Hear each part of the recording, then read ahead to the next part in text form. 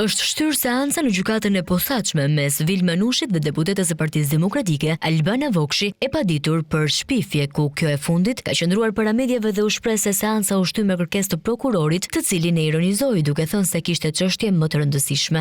Vokshi shpreh se provat që kishte me vete sot dëshmonin abuzimin marramëndës të kontratës së check-up. Shteti i paguan Vilmës 18.440 lekë.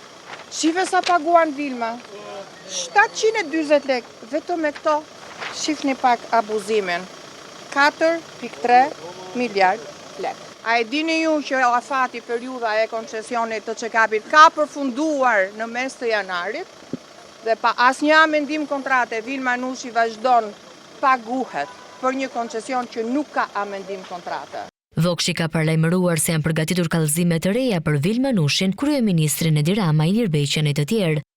Kemi përgatitur në bazë të raportit të komisionit hetimor, kemi përgatitur kallëzim tjetër dhe për Vilmën, edhe për Ogerta Manasiliun që ka rojë kuq, edhe për Edi Ramën dhe për Ilir Beqen dhe për çdo që ka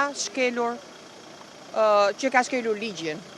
Albana Vokshi u shpreh se në 11 maj kjo betejë merr fund.